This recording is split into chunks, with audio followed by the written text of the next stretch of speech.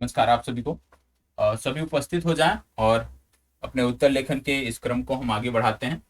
तो सभी उपस्थित हो जाएं सर्वप्रथम, और उसके बाद इस प्रश्न को देखना है और इसके उत्तर के बारे में विचार करना है। तो सबसे पहले सभी उपस्थित हो जाएं, उसके बाद हम आगे बढ़ते हैं। चलिए सभी उपस्थित हो जाएं। आज का जो प्रश्न है इसमें आप देख रहे हो क्या बोला जा रहा है। भारत के संविधान में निहित राज्य के नीति निर्देशक तथ्यों की विवेचना करें एवं उसका महत्व बताएं।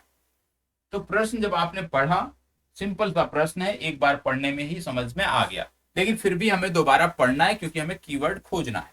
तो हमने पढ़ा भारत के संविधान में निहित राज्य के नीति निर्देशक तत्व। तो कीवर्ड इसका क्या है? नीति निर्देशक तत्व। इसकी विवेचना करनी है और इसका महत्व बताना है। तो कहीं ना कहीं यह भी प्रश्न पिछले प्रश्न की भांति एक ही भाग में पूछा गया, मतलब इस प्रश्न का एक ही भाग है और अपना जो उत्तर है इस तरह से आपको फ्रेम करना है कि पहले इसकी प्रस्तावना आपकी हो गई, प्रस्तावना के बाद दूसरा आपका हो गया मुख्य भाग, और मुख्य भाग के बाद आपका तीसरा हो गया निष्कर्ष। इस प्रकार से चीजें आपकी समाप्त होंगी। तो सभी उपस्थित हो जाओ, उसके बाद से हम इसको देखते हैं। चले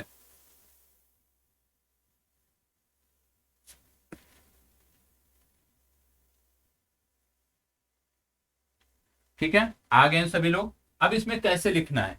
सबसे पहले जब आप शुरुआत करोगे मतलब प्रस्तावना, तो यहाँ पे क्या बताना है? यहाँ पे राज्य के नीति निर्देशक तत्व जो हैं उनका संक्षिप्त परिचय देना है। और राज्य के नीति निर्देशक तत्वों का जब संक्षिप्त परिचय दे देते हो तो ये जो पहला वाला सेक्शन है प्रस्तावना, ये आपका हो जाता है समाप्त। इसके बाद आपका दूसरा सेक्शन आता है मुख्य भाग। अब मुख्य भाग में क्या करना है, क्योंकि मुख्य भाग में भी राज्य के नीति निर्देशक तथ्यों के बारे में ही पूछा गया है, तो यहाँ पे राज्य के नीति निर्देशक तथ्यों की आप विवेचना करोगे और विवेचना करने के साथ साथ यहाँ पे आप बताओगे उनके महत्व को। ठीक है, और जब उनके महत्व का आप वर्णन कर लेते हो तो यहाँ पे इसका जो मुख्य भाग है वो हो जाता है समाप्त। अब समाप्त होने के बाद क्या आपका उत्तर भी समाप्त हो गया? जी नहीं, क्योंकि अभी आपने निष्कर्ष नहीं लिखा है। तो इस प्रश्न के निष्कर्ष में आप क्या लिखोगे? इस प्रश्न के निष्कर्ष में आप लिखोगे कि नीति निर्देशक तथ्यों के संदर्भ में कई सारे न्यायिक निर्णय आए हैं।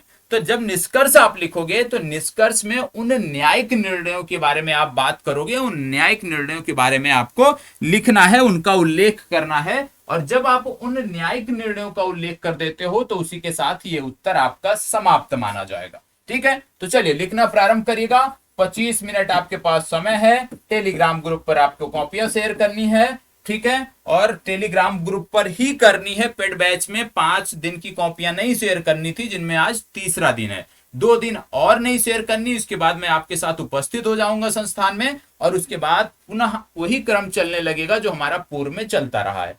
टेलीग्राम ग्रुप पर भी आपकी कॉपियों का मैं लगातार मूल्यांकन कर रहा हूं, वहां पे कोई कमी नहीं है। तो अपनी उपस्थिति अवश्य बनाए इस सेशन में। ये आपके लिए ही प्रयास कर रहा हूं कि चीजें आपकी बिगड़े ना, आपकी चीजें अनियमित ना हो जाएं, इसीलिए पहले से रिकॉर्ड करके इसको आया हूं। ठीक है, तो इसका उत्तर लिखना प्रारंभ करिएगा। 25 मिनट है हमारे पास और 25 मिनट में सभी प्रयास करेंगे कि इसका उत्तर लिखकर हमें शेयर करते हैं। ठीक है, चलिए धन्यवाद, मिलते हैं कल के सेशन में।